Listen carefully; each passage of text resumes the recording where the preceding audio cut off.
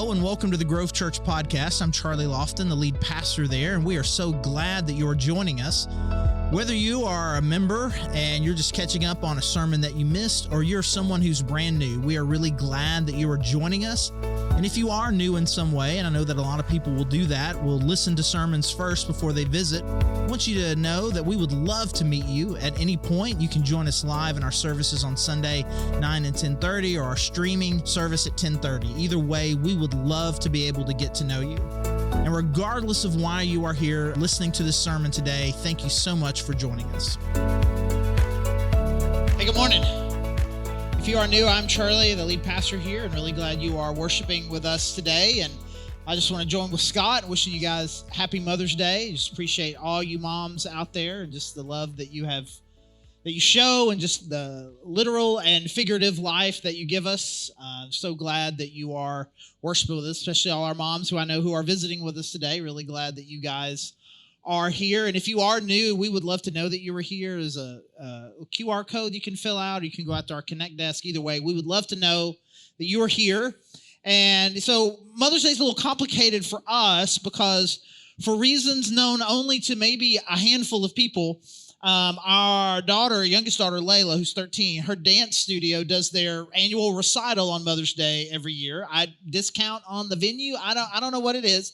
So anyways, it's a full day. And so we've got, Heidi, my wife, and then Heidi's mom who lives with us. She's here. My parents will be here. It'll be we got all the moms here today. So it's a full day. And so we kind of did our family kind of Mother's Day celebration last night, and I was filling in my daughters kind of on what I'm going to be talking about today, in part because I'm going to talk about them briefly, and it's important for me, especially for my adult daughters, if I'm going to talk about them, to kind of try to give them a bit of a heads up. And we're talking today about what the Bible says about how we, like, what boundaries we should have, or should we have any boundaries on what we watch, both in social media and in movies and television. And their immediate response was, on Mother's Day, Dad?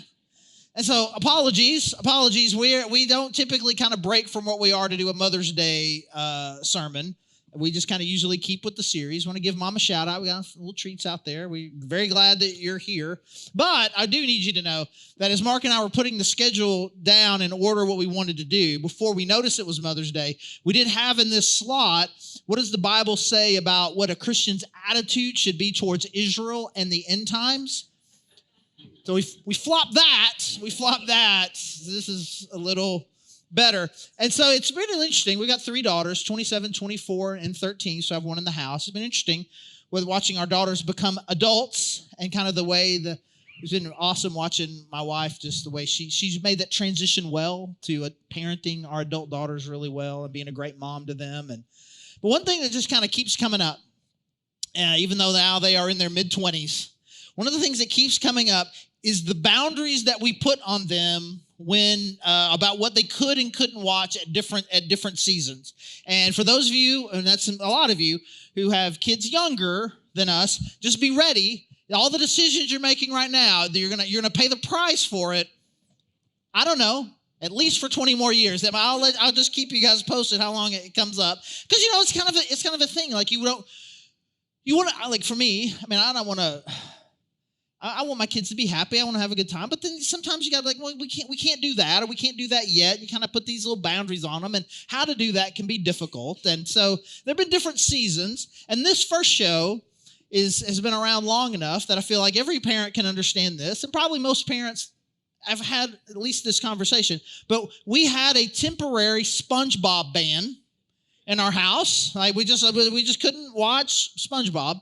And it's just a little bit where, again, you may not even know what I'm talking about, but the way that Squidward talked to SpongeBob wasn't great.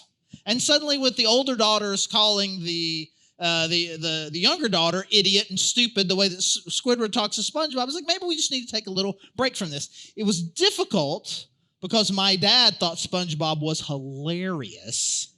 So it wouldn't have been a matter what boundaries we put in our house. Time with my parents was all the SpongeBob they ever wanted. There's another show that is a little more niche. Some of you are probably young enough to have watched the show, and some of you may be my age or remember your kids watching the show. A lot of you may be in the middle. There's a show on Disney Channel. It was called The Sweet Life of Zack and Cody. May not be familiar. Yeah. But then eventually they started living on a ship, and it was called The Sweet Life of Zach and Cody on Deck. Right. Okay, good job, everybody. We're all together here now. We're on deck. And this was really kind of more in my wife's wheelhouse, where there was kind of a class system. There was like a really rich person, and then there were just kind of these common people. And I didn't like the vibe that kind of happened here. And so she shut that down. And of all the things that come up, that one is the one that just kind of keeps up. I can't believe you wouldn't let us watch Sweet Life, Zach and Cody on Deck. Like it just keeps coming up. And the further we get along, I don't know if I'm just not remembering well. I thought I was a cooler dad than what I was. They keep talking about more and more shows that we were banning. Like, I don't remember banning that. And I don't know if Heidi was banning things just out there in the wide world and I didn't know about it, or they're just traumatized and they're multiplying it in their brain, or I'm putting it down. But anyway, it's a big deal. But the reality of it is, like the heart of it, at least the heart of it then, is like, I want to protect them. I want to protect them from, just things that could just be corrosive at different times. I want their hearts and their minds and their spiritual lives to develop in such a way where at the right time they can consume things and keep a good distance from.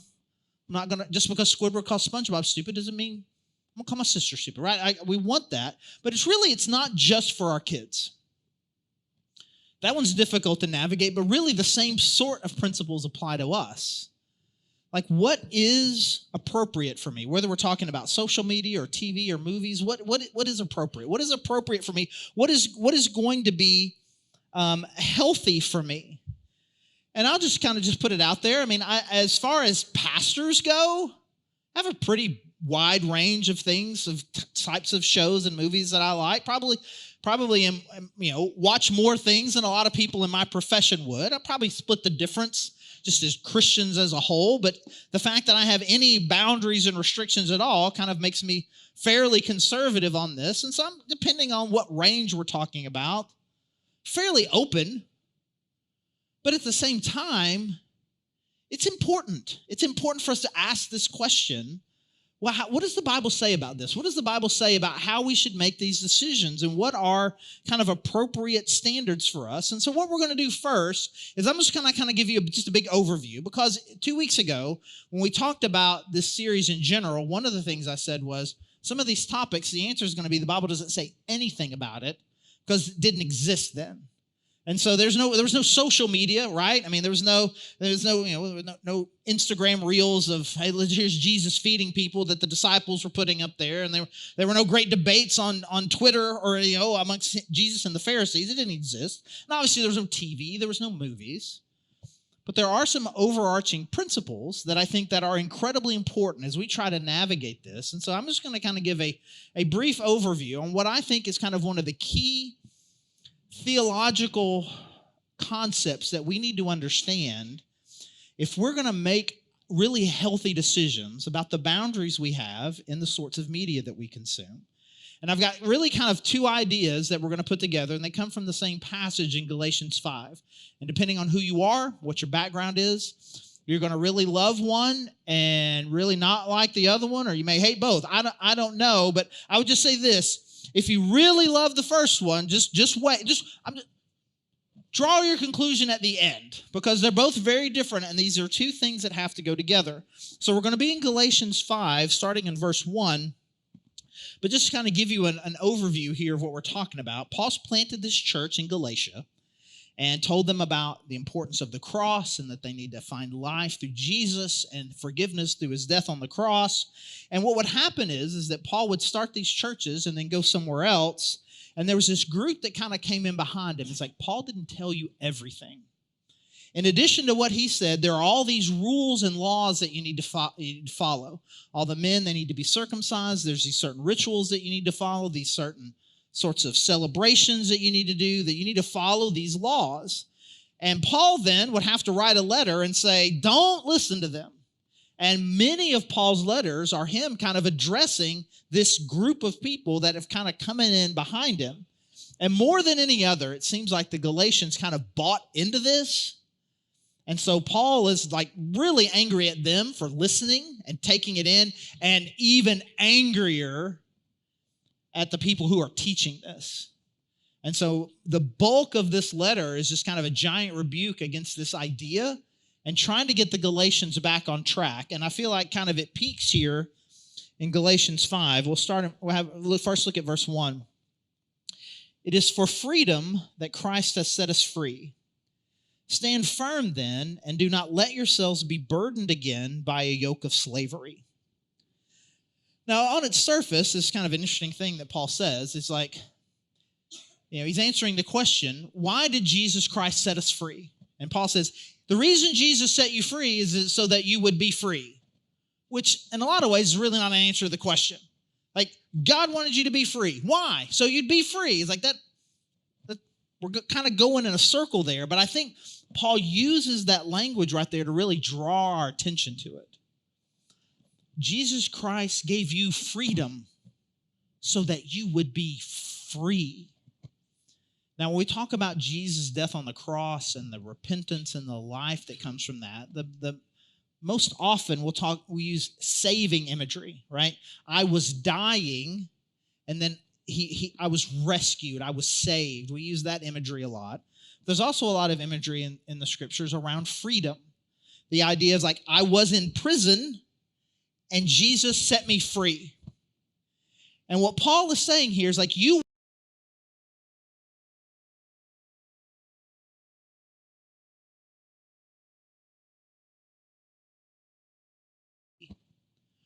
why then, what he says, would you allow yourself to be burdened again by a yoke of slavery? So what you imagine here is like an image. You've been set free. Now I can do anything that I want. And what you're choosing to do is kind of take one of those little anklets, put it on you, and put a post here. And I'm willfully imprisoning myself.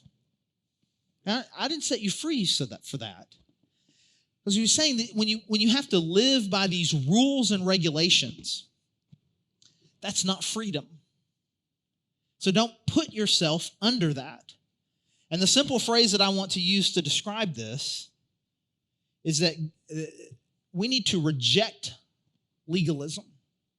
Let me define this word for you, just kind of in a very simple way. There's kind of two different ways that legalism, this theological term, gets used. One is that the way that you get into a right relationship with God is you earn it by following the rules.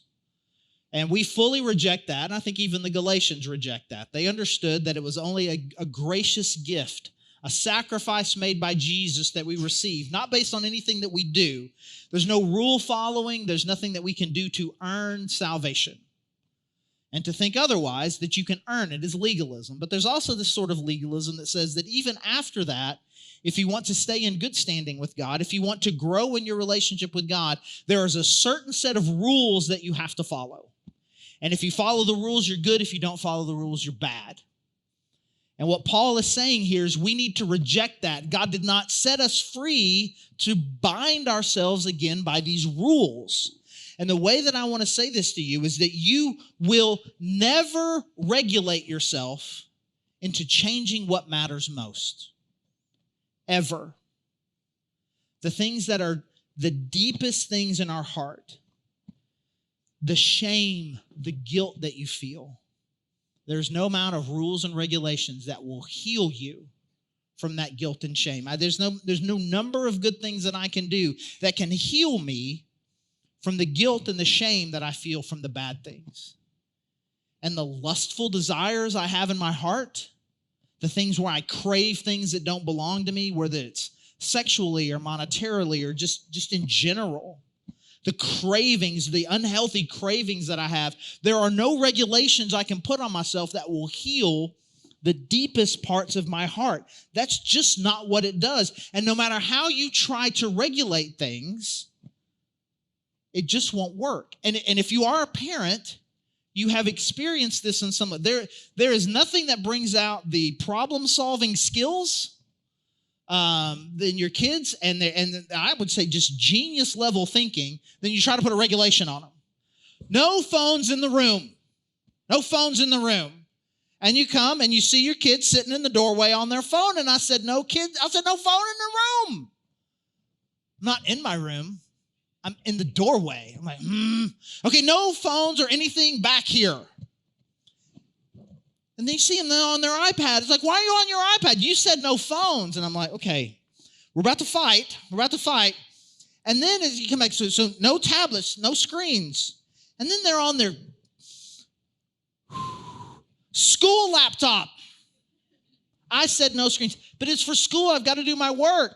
We got your phone there too. It's like, well, the thing's on the phone. And I'm like, teachers, please don't put the things on the phone, right? And even if you could just ban all of it.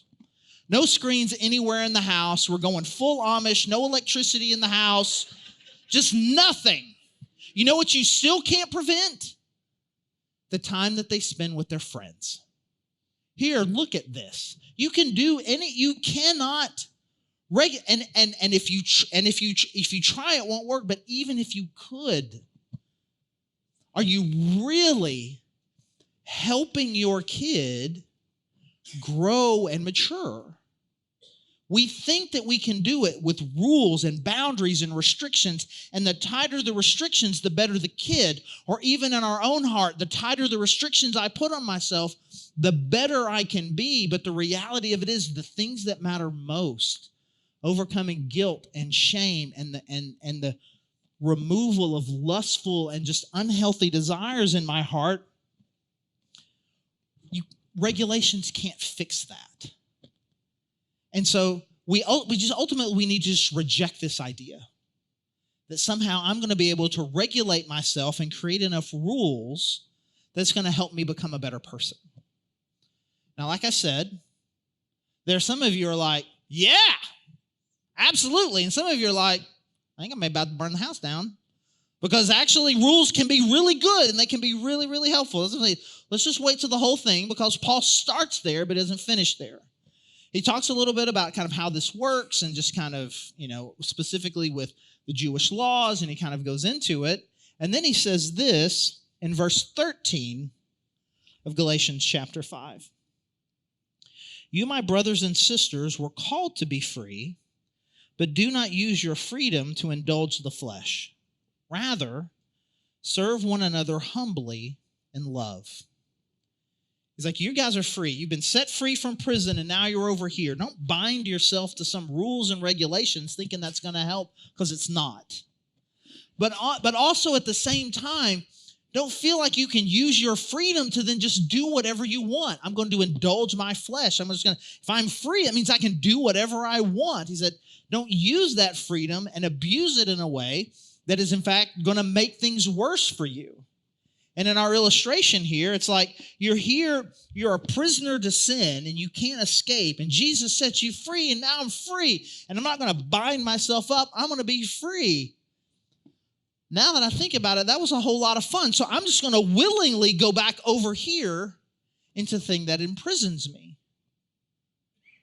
It's like, that's ridiculous. Why would you, once set free, willingly go back there? And so in the same way that we are called to reject legalism, God is also calling us to choose holiness. And holiness at its simplest it's a word that means set apart, means special. So when the Bible talks about holiness, it's talking about living a life that shows Jesus, that shows yourself, and shows the people around you, that I am choosing to live a life that is set apart for Him. I want to live a special, set-apart life for Him. I don't want to bind myself up with rules, but I also don't want to live a life, just a common sinful life. This isn't what I want. And if you are here at the Grove, it is very often the people who find themselves here have experienced one or both of these. You've come from a church with a lot of rules and regulations that you have to follow these. You have to do this, don't do this. And it didn't work, and it stressed you out. And it maybe at points made you question the who God really is. And I can't have this. And I would imagine that all of us here have lived life long enough to know that me on my own, just doing whatever I want to do, that's not working either. And what Paul is saying here, we need to reject this, and instead, I choose holiness. Because in the same way that you cannot regulate yourself into healing the most important things going on in your heart, doing whatever you want isn't really freedom. Doing whatever I want has led me to more bondage than it has ever led me to freedom. And so you take these two ideas. I'm going to reject legalism, and I'm also not going to, and I reject this idea of like I'm going to do whatever I want. And sometimes people say it's like, well, then you have to go somewhere in the middle. I don't want to be in the middle of either of these two things. I think there is a principle here of I'm not going to live by rules. I'm not going to do what I think there's just this third way of imagining. I'm going to hold these two truths together. I can choose holiness and reject legalism and live a life that is healthy and good for me, where I'm not bound up by rules that somebody else made or even that I made up for myself. But it also doesn't mean I should just do whatever I want to do. And so I'm going to figure out, what does it really mean to live freely? And I'm becoming more and more convinced of this the longer that I live, that at least theologically, I think this is the most important thing that we need to wrestle with if we are going to live long-term successfully as people who are following Christ. That I understand that it is not about following rules. It is not doing what I want. But there is a healthy tension between these two where I'm going to live a life that honors God. Now, there are some other principles involved, I think, in making really good decisions about what we think is or is not appropriate morally. But we're going to be talking about some of these things again in a couple of weeks, where we're talking about alcohol. And I don't want to just talk about all of them. So that's just kind of an overview. And in a couple of weeks, we'll talk about a few more principles. But I feel like this is kind of a broad enough brush. It kind of gives us enough information to kind of help us ask and answer a few questions. So I have one specifically around social media, and then we'll talk about TV shows and movies and how we make decisions about that. Because social media, right, at its heart, if you were to describe it, it's pretty innocuous. I'm sitting here connecting with friends, and I'm learning what other people are doing. I'm sharing what I'm doing. I'm interacting with people, or on certain other ones, like I get to go behind the scenes and learn more about the celebrities that I really like. Maybe I follow the news. I mean, there's